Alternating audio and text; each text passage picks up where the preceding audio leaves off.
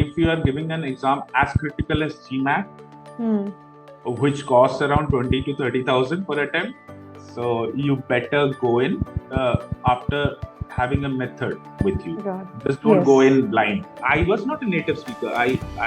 My mother tongue is not English. So basically, for me, nothing sounded awkward. I should have a method, like where I know where is the error. I go into the exam, I am in such a hyper mode that I'm doing everything in a hyper manner. So the thing is that it was the panic, it was the fear, and the anxiety, and the underconfidence. These were the four things. These four things destroyed my pursuit. By the end of the test, I was ready for a 710, 720, 730, 740. So a 750 was a pleasant surprise. Hi, Amiya. Thank you so Good evening, much ma'am. for being here today, taking your time out to share your wonderful success with us. Congratulations on a very well earned and deserved 750. Thank you. What a journey it has been. We'll be talking about the journey today. But first, tell us, what was your feeling when you saw that 750 pop up on the screen? Quite honestly, when I went to the verbal section, I was quite confident that I had done pretty well. But the thing is that the verbal section went so smoothly at some point of time. I completed it so earlier than time that I was a little skeptical. And then I went into the quant thing. In quant, there was some problem. I had some issues, although normally I don't get issues in quant. In the mocks I have taken just before the exam, I was getting a 50, 51 in some cases.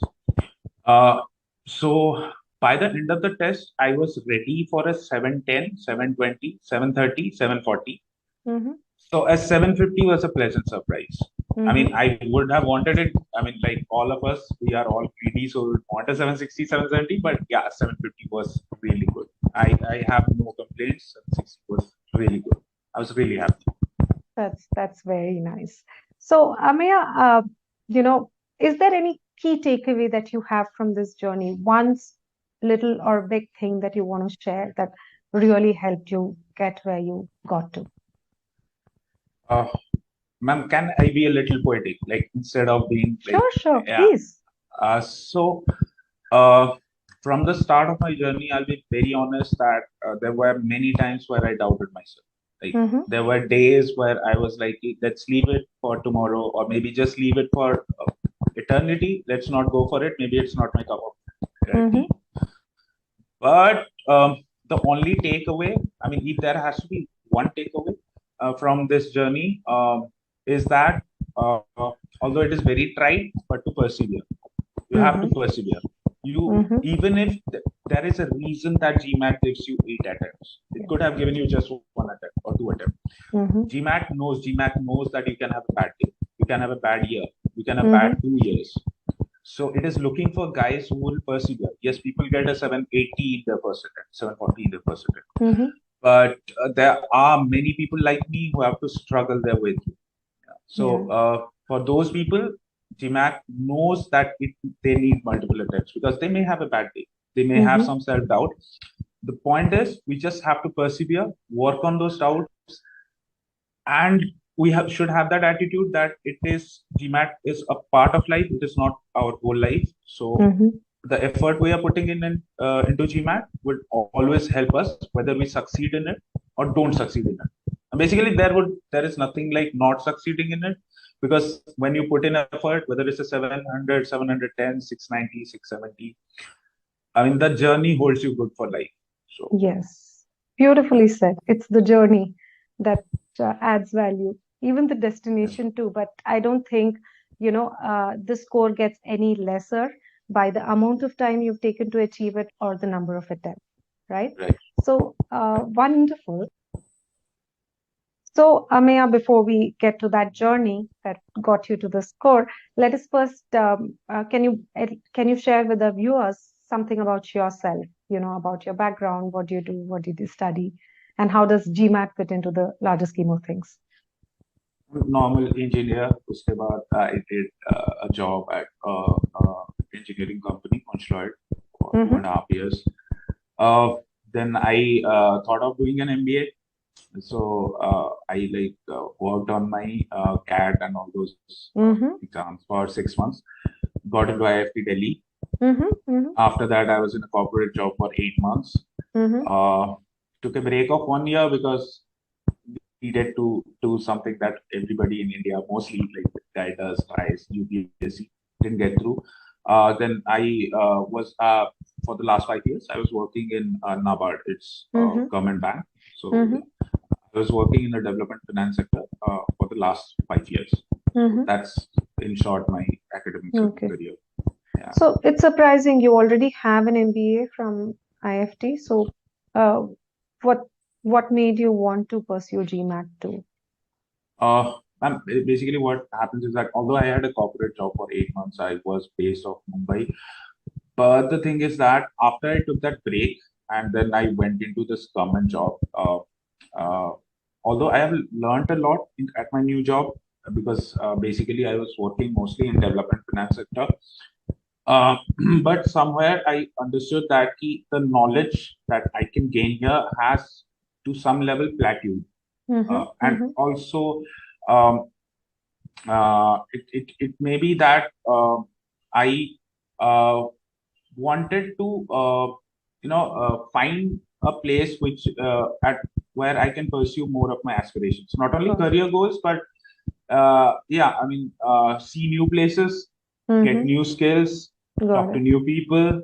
Yeah. So I just thought that the best way to get where I want to would be a MBA, and if I were going to do an MBA, so why not try for the best I can lay my Mm-hmm. hands on. Got it. So GMAT was that path which could Yeah. help me in that. So yeah, that's why Got I it. went for that. So GMAT was essentially your ticket to a change trajectory. Yes, yes, Okay. So yes, it was critical at the juncture that you were in. yes, yes, Awesome. yes. So, I know that initially you tried your hands at self-study. You thought you can study on your own given the resources that are there.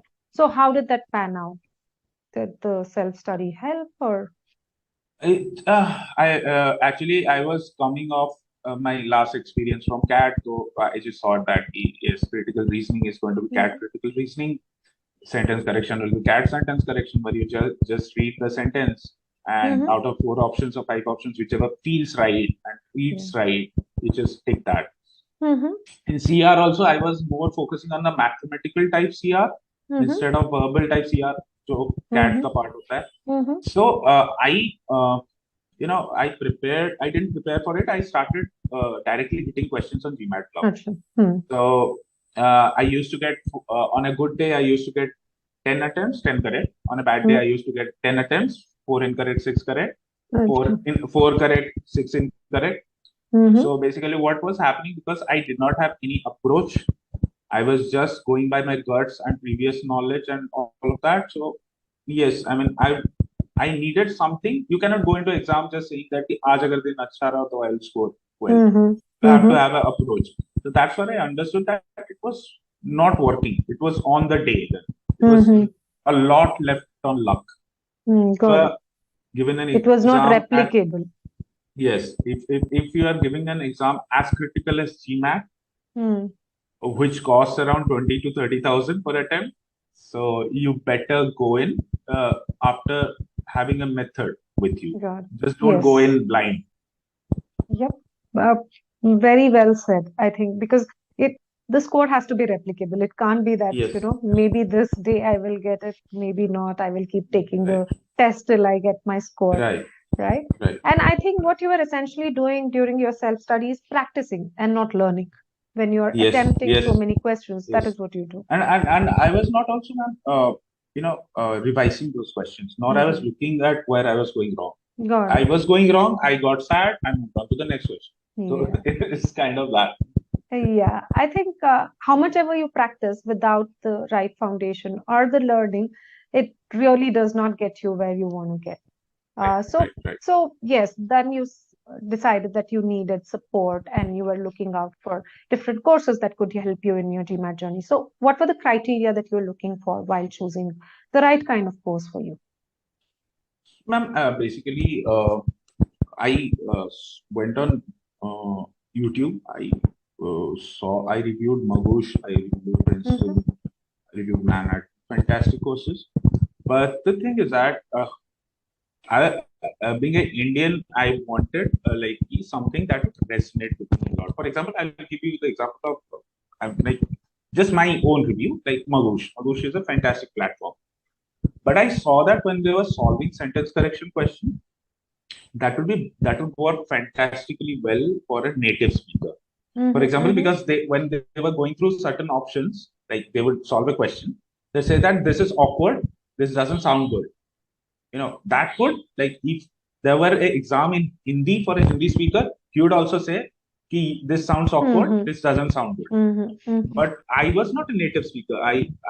My mother tongue is not English. So basically, for me, nothing sounded awkward. I should have a method, like where I know where is the error. It should not be like it is sound. So yeah, I mean, I needed a platform which resonated with me, because I believe that for every person, individual test taker, there are certain things that resonate with him. He may not give the exact criteria of what resonates with him. For example, one metric would be cost.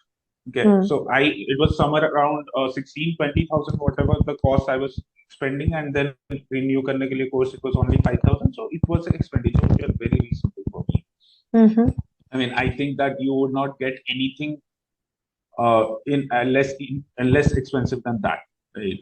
If you are preparing for an exam. So yes, that was a metric which I could lay my hands on. The cost has to be low. I mean, at least something in my affordable range. But the one thing that helped me choose e-GMAT is that it had an approach which actually resonated with me. It had methods. It had videos where basically I would know if I'm going wrong, why am I going wrong, right? In critical reasoning, there was a methodical approach to how to pre-think and all of that. So I saw a lot of videos, a lot of comparative reviews on YouTube. I basically followed YouTube for the entire thing, because मैं YouTube पे ही courses compare करता था. There were channels which used to compare courses. So I used to see all those features, and finally I thought that with respect to cost and with respect to what I want from the course, e-GMAT fits me as a potential GMAT candidate the most. So that's why I just went with it. Yeah. Awesome. We're glad to have you here, and I'm glad that you and the course together could get to such a great score. Same. So, Amiya, what were the first steps that you took once you came on board? I know that you took the mock, and it didn't go particularly bad. Yeah, I mean, the first mock I hit a 720. There was some other mock, I remember I hit a 750. So I was on the 7th. I thought that कि ये GMAT में कुछ होता नहीं है, मैं exam के दिन जाऊंगा फिर से मेरा I'll do the same. So I was on that overconfidence curve. So what happens is that after studying for 1-2 lectures, and I'm being very honest here, I just went into e-GMAT. पहले 2-3 lecture देते मैंने sentence correction के. So then again after 2-3 days I went back and gave a test. I thought that अब तो और भी ज्यादा आएगा क्योंकि मुझे सेंटेंस करेक्शन पे कुछ मैं जान गया हूँ. So I go to the test and I scored a 650. Then I thought that maybe it is a glitch. Okay, maybe it is just like that time, that moment I got something wrong. Wait for a few days, again give a test. Because I was very obdurate, thinking that how can I get a 750, 720 and then get a 730 or a 750. I hit a 630 after the 650. So 2 bad things happened. The first bad thing is that I was judging too much by test scores, mock scores. मतलब एक mock score लेता था. I was thinking that when I got 750, I thought that I could go and score well at GMAT. When I was getting less, I thought that I do not have the ability. The other thing is that they were very good tests, and I just exhausted them just like that. I exhausted all those 5 tests without actually getting what they could have potentially given. So anybody who takes a course, I'll just urge them as just a person who has prepared for it, don't exhaust your mocks just like that. Yeah. I mean, if you're not, and simulate the test atmosphere as much as you can. If you cannot, like I couldn't most of the times because I was working, I didn't get the time even on weekends. most of the time. So if you're not working, or if you can switch your working time, give them in a very simulated environment. If you're giving at 10 o'clock in the morning, give it at 10 o'clock. So that way, Very it helps true. a lot. Yeah. So I think you were still at that stage wherein, yes, on good days, maybe you get Yes, lucky yes, or yes, whatever, you get questions that are just right up your sleeve and you get yes, score well. But so that replicability was lacking. yes, Right. yes, And that's when you decided that, yes, I have to do the course yes. because I I'm have to here to go through learn the course. methods and processes Yes. and I I have to need go to through do the that. course. Yes. Yeah, yeah, yeah. Oh, wonderful. So I'm glad you did. You took that decision. So let's talk about that, that journey, because you initially said most of it was a hit or a miss, Yeah. like yeah. So let's take it one subsection at a time. Let's talk about sentence correction, because you said being a non-native speaker, you have this tendency of not being able to see or being able to point out what What is the right proper? answer choice on the Yeah. basis of what sounds right, right? Mhm. So how did that the whole approach and the way you tackle an SE question change, and how did your replicability improve post that? Yes. So basically, e-GMAT, when I started following the videos, there is this video lectures and there is this practice questions, then there is its application. So, frankly, when I went through them first, because I had forgotten most of the grammar rules, Mm-hmm. and I have this habit of not taking notes. So basically, I was just going through them, and तीन चार lecture खत्म होने के बाद I was like, oh, पहला lecture याद नहीं अब, because I was not like कि I was not going through each. I mean, I was not taking notes, or I Mm-hmm. should have like kept some repository at least. Mm-hmm. So next time when I again started after 2 3 days, I started taking notes. I started maintaining an Excel sheet where at least the rules are written. Mm-hmm. The Mm-hmm. PPTs at the end I used to keep. And after making sure that I had gone through all those rules and gone through all those explanations of the practice questions, then I went to the applications. Mm-hmm. So basically, in SC, I saw that my even if it was not like I was hitting a 95, 96 percentile, but I saw that my score at least crossed the 80 percentile after that. Mm-hmm. So Mm-hmm. I was at a point where I was good at grammar now. Mm-hmm. Even if I was getting questions wrong, which are of difficult level, but I would not make a silly mistake. So that Mm-hmm. reduced my chances of getting below as 80%. Mm-hmm. Mm-hmm. So as far as just the video lectures and that are concerned, they easily took me to a safely, if I will be very conservative, they easily took me to a 75 plus percentile. Mm-hmm. Mm-hmm. Then that scholaranium combined with um, GMAT club, that's where basically the constant practice, and like I Mm-hmm. mentioned, the basically I stopped doing those hitting those questions randomly. Mm-hmm. Mm-hmm. What I used to do is that I went to GMAT club, I put the filter modifier, I went to the other filter, I found out other the questions, for example, from Manhattan, from Agush, from e-GMAT, from official sources. I only use those filters, and I used to solve those questions. Mm-hmm. And then I used to review 20 questions, 30 questions here, so I used to review them. I did not go for 100, 200 questions Mm-hmm. like I used to do before. Mm-hmm. So it was more of the learning at the e-GMAT Club platform, solving the practice questions and applications, and after that going to GMAT Club and solving 30, 40 questions of the same Mm-hmm. type. Got it. So That helped basically, a lot. first building the foundation and then really mastering the application by working on GMAT-like questions Yes, through yes, semantic. Awesome. yes. So how did the approach change? The you know um, from what sounds good to knowing that this is the right answer choice. So how Yes. did that approach change? So approach change a lot, meaning that कि पहले I used to just read the options. I didn't know what was wrong with most of the options, and I Mm-hmm. used to try to find an error. And most of the time, it was just forced. Okay, so it was like more like कि this sentence does not have the modifier in the right place. Forget modifier. I didn't even know the perfect terms for those, like modifier, conjunction, Mm-hmm. Mm-hmm. preposition, all of that. So once I got those basics right, So it was much easier for me to find the grammar part. For example, Mm-hmm. I knew that comma ke baad which aayega, so that's a correct construction. But if comma ke bina which aa raha hai, it is modifying the noun and is not the correct construction. Mm-hmm. So Mm-hmm. things like that.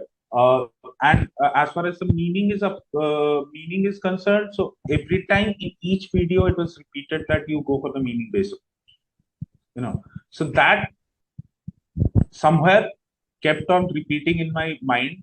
I Mm-hmm. have an obdurate mind, but still it kept on repeating enough times for me to believe in it. Yes, I have to go for the meaning based approach. Mm-hmm. Mm-hmm. So when I combined both of them, the Mm-hmm. grammar, I mean, I have heard from a lot of people I have interacted with, like some have this, there is this constant tussle between people. Some are these grammar enthusiasts who say that once you get the grammar right, there is nothing called a meaning based approach. Then there are people who say that yes, meaning based approach is very important, and that is that is the one weapon kill all thing. Mm-hmm. I think that what I have seen honestly in GMAT is that it's somewhere in middle. Right? Mm-hmm. It's you have to have your grammar right, and by grammar I don't mean like high level grammar. Whatever Mm-hmm. e-GMAT gives you in those videos, those are more and more than enough. In fact, I Mm-hmm. thought all those videos were much more than enough. What I Mm-hmm. faced in GMAT. The meaning based approach, you have to combine both of them. You Yeah. cannot rely on one of them. And Yes. what I was doing mistake in my preparation, sometimes it was like sometimes I used to focus only on grammar. Sometimes I used to focus only on meaning, and I used to Mm-hmm. constantly remind myself that you have to look at the sentence holistically. You cannot just Yes. look at it in like you Yes. have to find those errors. You have Very to true. read the sentence. Yeah. Yeah. So that's where I think the three-step approach comes in, wherein first you do the meaning analysis, then you do the error analysis, and then the answer choice analysis, Yes. Yes. right? Yes. So great. I think that really helped you, and I know I can speak from the data that it really helped you establish that 90th, 95th percentile ability Yes. in S, Yes. and it was Yes. replicable over quiz after quiz, right? Yes. Yes. So that's wonderful. SE ticked off the list. Now we move to CR. CR, you mentioned about pre-thinking and how it really changed the game for you. So Mhm. can you please take our viewers through that? And CR, I actually CR from the start, I was not very good at it, not very bad at it. That was the most funny section for me. I Mm-hmm. was never below uh, 75, 77, 78, 80 percentile, but I was never above that 90 percentile. So I was just lying in that middle somewhere. So what happened is that when it was an easier to moderate question, I used to get the right. The Mm-hmm. reason is that I just used pure logic, पढ़ा question, options पे गया, immediately I knew that this is what is the correct answer. Mm-hmm. Mm-hmm. But when it came to the harder questions, when there was some need of analysis, some amount of Mm-hmm. elimination that has to be involved. So that's where I faltered a lot. I mean, Mm-hmm. I could see in all my quizzes, even on e-GMAT, which are presently, you can just see those quizzes, you will know that you already know that in harder questions, I used to falter in CR. Mm-hmm. I mean, Mm-hmm. always, all the time.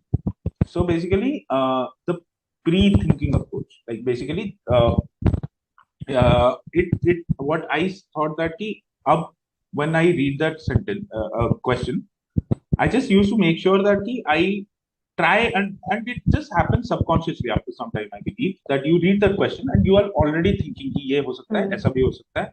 For Yes. example, if there is a question which talks about a cause and you have to weaken it, you already know that we are talking about an alternate cause Mm. mostly.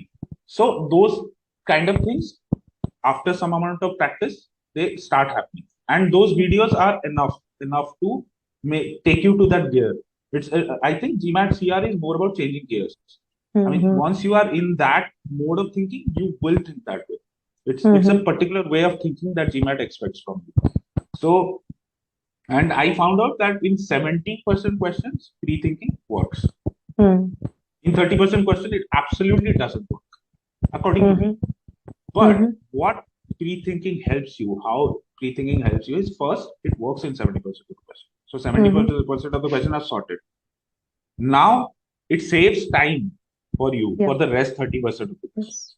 So you have much more chances of getting those 30% right. So what Mm-hmm. happened to me, even in actual GMAT, is that out of the 12 or 13 questions or 11 questions, I don't remember, जो भी CR का है. So six questions were just like that कि मुझे पता था कि ये option नहीं होगा, ये नहीं होगा, ये नहीं होगा, because I had pre-thought. In 4 to 5 questions, I could not pre-think. It may be because of the question or because of me, but I had saved so much of time in those 6 or 7 questions that I had time to eliminate each one, think about, take 10 seconds more. So yeah, I think that the only game changer for me was that when I was reading the question, I was thinking of what can be the answer, which Yeah. is termed as pre-thinking. That is like Yeah, pre-thinking. yeah. Yes. That was the game changer for me. Got it. But the only caveat is it does not work in 100% of the question, not at least for me. It works for 70% of the question. Yeah. Rest 30, that 70 saves you that 30. Very true. Yeah. And you pre-think so that you are able to do a good answer choice analysis. Yes. You know, understand the logic behind the argument. So it's not required that your pre-thought thing should exactly match the answer choice. Yes. Just helps It you mostly with a quicker doesn't. It answer mostly choice. doesn't. But after we have pre-thought, we know that this is the wrong answer. This cannot be the right answer. Yes. So that way it helps. Yeah. So awesome. I think with quants was a weaker area. From the mocks also we realized that you were not exactly hitting that 49, 50. It was a 47 or something. So 47, 48. Yeah. So you did do the whole course. I know that you leveraged pace and it helped you save a lot of time, right? So can you quickly take us through your quant journey, because that I think despite the crunch of time that you had around that time, you did do the course. So, yes. So, ma'am, quant was like paradoxically, it was my stronger area when I started the course, because basically whenever I have taken competitive exam, whether it's CAT, SAT, any exam, I have done well in quant. So I went in thinking that it is my strong area. But what happens is that when you are taking exam for after 7 or 8 years, in between you have not taken any exam. So somewhere I think that in some cases, at least my case, the test taking abilities are affected because you are not in that practice zone. So in quant, what happened is that I was taking too much time. It was not even about solving questions or anything. It was like I was taking too much time. I used to do calculation mistakes, like very silly calculation mistakes. I used to overthink. I used to read question and then misread them. So all these things were happening. So I went into that PACE program where actually I saved somewhere around 40 odd hours. So that helped me a lot because now I had a base point, because I was not doing that well at quant. So I had a base where I had understood the concept and I could go to Scholarly and just solve questions. Got it. Yeah. So I just started like as you as a mentor, as you had advised me, just take 10 questions at a time, 15 questions at a time, just solve them. Yeah. Keep on like getting but yet I was seeing one thing was that because I was very out of practice, I was not doing well when it comes to time management. And I was doing those silly errors. For me, quant was not about the difficulty level of the questions. It was more of lack of concentration on my part. So over time, I had to work over it. With e-GMAT, I had to work over it 1 month, 2 months. Yeah, true. That was time. That was very true. I think the great thing was PACE actually identified what your weak areas are and just directed you just towards those files, and that is what helped you save that those 40 hours. And yes, the practice on the Scholarinium definitely took that to that 80th, 85th percentile kind of an ability, right? So wonderful. So I also know that we've used a lot of tools on the Scholarinium to identify your weaker areas and specifically target them. So could you give us a little bit insight into that? Yeah. So when I was as a mentor, when you advised me to go through like section by section solve questions, I went through the sections with the milestones that you had given me. I was solving each section, and I was seeing one thing that was glaring in my preparation was that in medium questions I had an accuracy of 90%. In easy questions, everybody would have accuracy of almost 100%. And when it came to hard questions, sometimes it was 70, sometimes it was 50, sometimes it was 40, sometimes it was 100. I mean, in hard questions, it was always on the day. Mm-hmm. I mean, it was not that I did not have the ability of the solving hard questions, but somewhere, in case of verbal, the method was lacking in me because I had learned the method. It's one thing to learn the method, and it's one thing to practice to put it into effect every time you're solving the question. And that's where I struggled a little bit. Eventually, I overcame it with enough practice. But Mm-hmm. at the start, I was in verbal. I'll just give you a small example. When I was reading a RC, so I had as I had learned in the video lectures that you have to read it, you have to make a summary, Mm-hmm. at least in the mind. You have to connect the paragraphs. Then if there is a question on main point, you'll get it easy. Mm-hmm. You'll solve it anyway. But in some passages, I used to do it. In some passages, I used to forget it and just read Mm-hmm. through it like a newspaper article. And Mm-hmm. when I went to solve the questions, I was not that thorough with that. Mm-hmm. So Yeah. basically, with the same ability in one comprehension, which may be more difficult than the present one, I Mm-hmm. was scoring 5 out of 5, 5 questions, 3 out of 5 questions out of 5, Mm-hmm. and in the other, I was scoring 3 out of 5. Mm-hmm. So Mm-hmm. basically, I took time to put those things into practice. So Yeah. when you told me to go through those 10 question batch, 10, 15 question batch, time and again, time and so that cemented that thing. You Yeah. have to keep that approach common. You cannot change Mm-hmm. the approach with questions. The Yeah. questions change, the numbers change, but the approach remains the Very true. same. Yeah. Yeah, I think the this identification of where the improvement has to come from is also thanks to, the microscopic details that you Yes, find yes. through the Because attempts that you I perform. understood I do not have a problem with concepts. I do not have a problem with the medium level questions. I am having a problem with the hard questions. So Yes, I which are have more to focus nuanced. on yes, which I need to focus on. Very true, very true. And it Yes. just because we could see what kind of questions you're taking longer, what kind of Yeah, yeah, questions you're yeah. getting wrong, that really helped us create those, sort of hyper-specific improvement plans that Right, specifically right, targeted that. right, And right. I'm glad, things worked out. But yes, the first attempt didn't go particularly well, No, right? no, no. Yeah. So would you want to speak about that? Yes, yes, absolutely. I will never forget that day. One of the most, I mean, in a negative way, memorable days in my life. So Mm-hmm. it was like I told you, it was like 8, 9 years after I was taking a competitive exam Mm-hmm. or such a competitive exam. So basically, I was anxious, very anxious. I mean, Mm-hmm. I cannot emphasize enough how much anxious I was. Mm-hmm. And Mm-hmm. if there is one thing, like you told me in the start of the session, I told you one thing that if there is one point to take from this journey, I said perseverance. If there is one point to take from this journey of what not to do, is to become anxious to a level where Mm-hmm. your mind gets fogged. Okay. So It that was happened. so fogged. Like, Mm-hmm. I'll just run you quickly through what happened in the exam. I go to the exam center. I'm already at a point where I am already losing my, you know, uh, losing myself. I'm so afraid that my hands are shaking, my legs are Mm-hmm. shaking. Mm-hmm. So and I go into the exam center. The invigilator, it's 10 minutes to 10 o'clock when my exam was about to start. There is nobody to be seen at the exam center. I'm already sweating. Even the AC was at 16. I was Mm-hmm. already sweating. I was Mm-hmm. afraid कि अभी तक कोई आया क्यों नहीं है. Mm-hmm. So I just go outside and ask the guy who was the watchman outside. He said that just sit down, आराम से आएंगे वो. The time has come. So I Mm-hmm. was so panicky at that Mm-hmm. time. Mm-hmm. I go into the exam, I am in such a hyper mode that I'm doing everything in a hyper manner. Like the guy tells me to put my hand for the palm scan, and I'm just not able to understand what the hell he's saying. Like, Mm-hmm. should I put Mm-hmm. my hand like this or that? So that was a level of panic. That's all I'm Okay. saying. That was a level of panic. Uh-huh.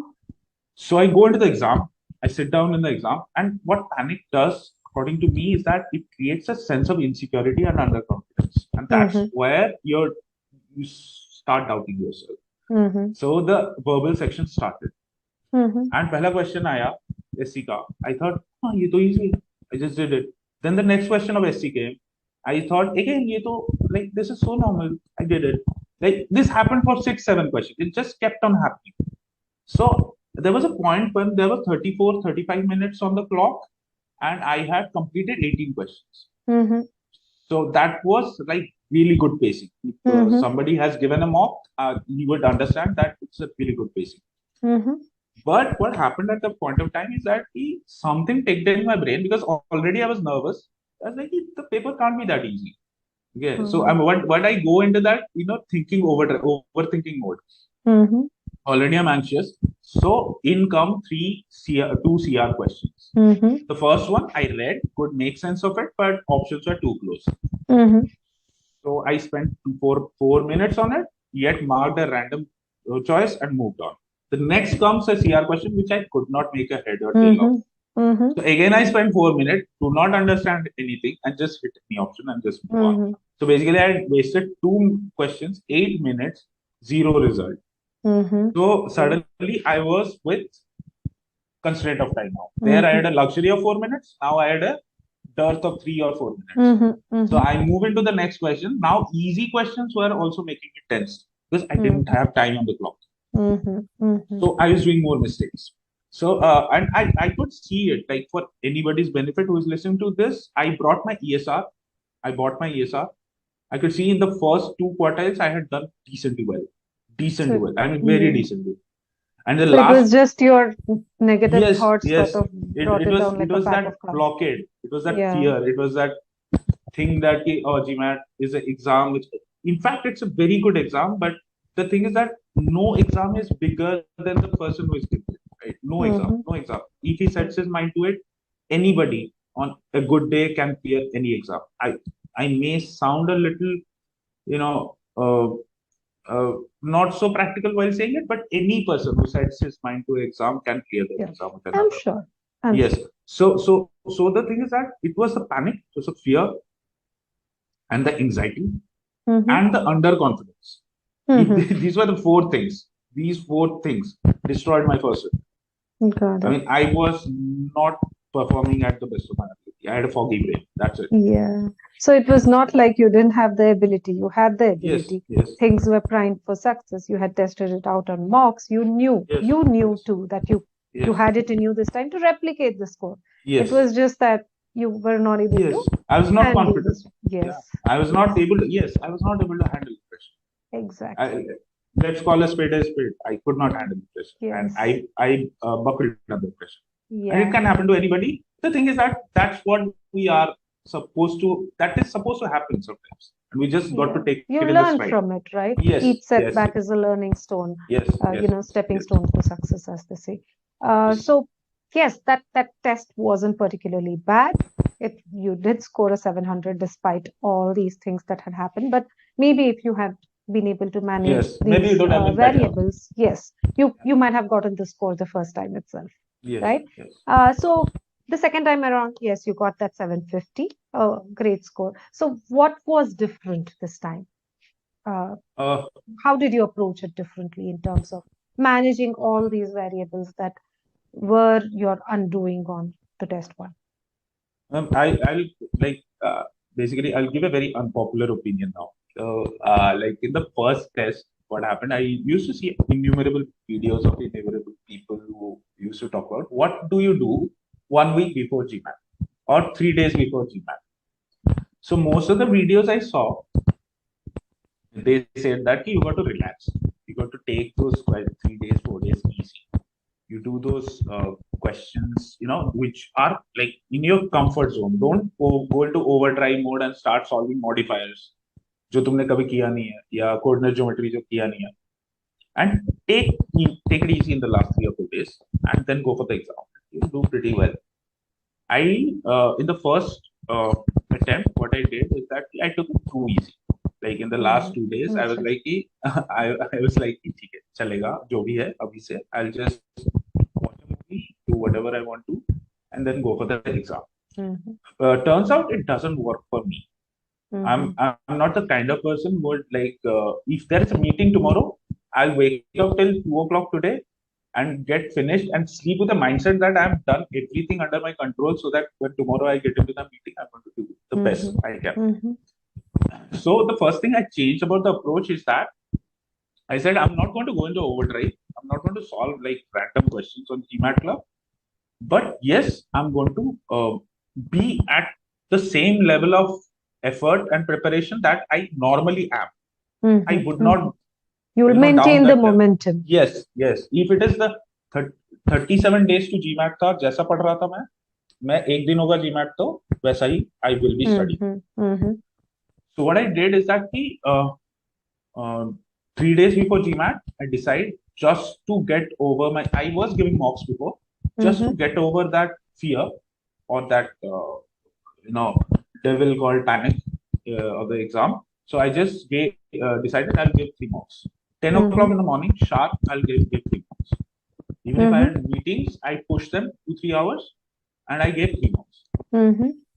The first mock didn't go well. It was 720. The second mock was a 760. And the third mock was a 760.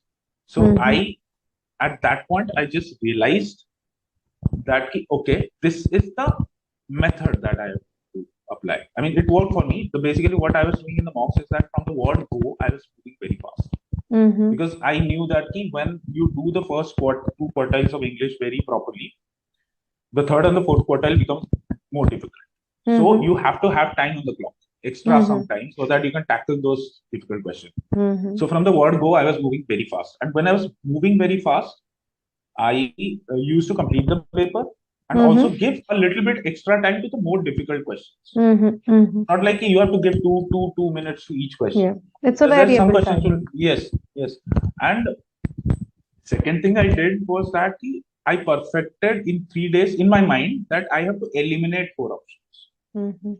Whatever happens, I eliminate 4 options. I do not like one option and just pick it, which I used to do. Like I used to get attached to one option and said that ki ye acha hai. I mean this. I made all efforts for it to stay within context. So I stopped doing that. I just said that I'll eliminate options. Okay, I'll eliminate 4 options. Whatever is correct will stay on the board, and that will be my final answer. Third thing I did was that I decided that the day before GMAT, I am going to try and sleep at the right time and wake up at the right time. And what I did was, I'll share something which is which I actually did the next morning. I knew that I had a brain which needs to get revved up before a race. So what I did is that I had solved a mock, the 3 mocks I was talking about. One of them I had got 760, which was solved one day before. I just opened that mock. I knew the questions, knew the answers, and 760 means I had got most of them correct. So it would be a lot of effort on my brain. So I just went through the explanation. I just read the question, went through the explanation. So in 1 hour, 1.5 hour, I had seen, I was in that GMAT mode. I mean, some people say that you just solve 10 questions and 10 questions. That also works. For me, this worked. You just have to warm up before the test. Yeah, to each his own. Like yeah, for to some, each his own. No, not one glove doesn't fit all hands. For some, the warm up may be 10 questions. For me, the warm up was 30 questions. So I did that, and I went into the exam. So one thing that differed a lot in that exam was not something I did. I knew the exam center now. I knew the face of the invigilator now. I knew the temperature of the AC now. I knew that the earbuds don't work. The yellow ones, they don't work. Yeah. I knew that somebody will talk in my native language outside, and I'll hear that noise sometimes. That's okay. So all these variables were now non-variables for me. Okay. So you knew what to look for. Yeah. Yes, I knew these things would happen. So these were no more variables, and so this showed like my hands were shaking, my legs were not shaking like before. I was anxious, but I was not afraid. I just sat in the exam, and like I did in the last 3 mocks, from the word go, I just started with the first question and made sure that I was running ahead of time. Doesn't mean that I was going reckless, but I made sure that I was running ahead of time. And one thing I want to share, ma'am, I think it would be very important for aspirants like me who may not be, let me correct myself, such as me in GMAT sentence correction. But yeah, I mean, it will be very important that you should be mentally ready to give, and that is like, this is something maybe many would not agree with, but you must be mentally ready to leave 3 questions if it is needed. By leave, I mean don't attach yourself to those questions. Yeah. If you're not getting them correct in 2 minutes, move on. Yeah. Be I'm not saying smart. just leave it. Don't leave it just like that. But if you're not getting them correct in 2 minutes, move on. Know that you can spend your time better. Same goes for quant also. There will be one or two questions which will be so. I mean, if somebody is a math genius, that's a different thing. But for a normal guy, there will be one or two questions which will be so fantastically tough that it will be very difficult to crack. So Very we true. got to move on. Yep. So that question. So move ahead of time. Go as fast as you can, without being reckless, and just eliminate each option. And the third thing is that be ready to leave questions. These are the three things people are managing. I think that 700 plus would be easier for everybody. Got it. Got it. Wonderful. Because see, it's an adaptive test. You don't need you don't need to know, you don't need that 100% accuracy to get a good score. It's okay to let go of questions. What is important that you give your 100% to all the questions and try to optimize on your strengths, right? So wonderfully said. And I think the proof of the pudding is, in the score. So great, really, really nice. And just uh, could you also sort of encapsulate it and share maybe some tips for the other? You've shared quite a few by now, but if you have to share like in a nutshell some 2, 3 tips for the other GMAT aspirants out there, what would that be? So, ma'am, in a nutshell, I would just say that there are people out there who are much more able and they are much more methodical than me. But still, for anybody who is starting new with the exam and just doesn't take, I would like that he doesn't take 6 months like I did, because I did mistakes which I could have avoided and reduced those to 4 months, if not 2 months. So basically, first, don't randomly solve questions. Don't randomly solve it. It doesn't help you in any way. It just gives you either two things: either false confidence or false hopelessness. In both cases, those are not the correct picture. So be very methodical. Find a course, whichever course suits you. Find a course. Do some research on it. In conjunction with GMAT Club, OG questions, whatever you are comfortable with. Just go methodical. I mean, take time, the same hours in the day. Go methodically. Give your mocks on proper time, like at least whatever suits. Like some people get a great score with 3 mocks, 1 mock, 10 mocks. So it depends. But I think for a normal guy, like 7, 8 mocks at least before the exam, if he has a stretch of like 4 months for preparation. And last but not the least is those three things. First thing, be ready to leave questions. Whether it's in the mock, whether it's in an exam. And my study buddy used to tell me that, Amiya, you have a big ego, and that's your downfall. In every exam, you have this big ego. You have this, and she used to tell me, you have this male ego. Okay, ये quant नहीं हो रहा है तो मैं male हूँ, quant कैसे नहीं हो रहा है, engineer. You should be ready to leave questions. Whether in GMAT or not, you should be ready to leave questions, which will save you some time. Second, you should move ahead of the clock. Whatever destinations you have put, like for example, in 48 minutes, I'll solve 9 questions. In 32 minutes, I'll solve 18 questions. Move ahead of the clock by 2 minutes, 3 minutes, 4 minutes, whatever is possible. So that at the end, when the panic sets in, when you have 9 minutes on the clock, when you have 6 questions, if you have like 9 minutes and 9 questions, you will, even if you have done fantastically well before, you will get a 39 or a 38, even if you are able for a 40. So make sure that you have, like, when there are 9 minutes on the clock, you have 4 questions or 3 questions or at max 5 questions. So things like that, move ahead of the clock. And the third thing is that once you do a question, forget about it. Yeah. I mean, I have done that. It used to play in my mind. Like you also have pointed that out, that when you do that question, my study buddy pointed it out. Why do we so overanalyze? Once you have done the question, get over it. Move on. And if you just follow these 3 things in the test, which is time management, letting your ego go, and just some amount of intelligent guesswork and all, I think 700 plus would come to a guy or girl. Okay. Whoever. Yeah. Well, thank you so much. I'm sure your story would be an inspiration to a lot of people out there who are looking to ace the GMAT, and I'm sure they will take a page or two out of this journey and get closer to their target score, right? So thank you so much, Amiya, for taking the Thank you, time man. out today and Thank you, doing man. this. And we wish you all the very best for the upcoming application journey that you're going to get into. Thank you Thank you, so man. much. Thank you. Thank you.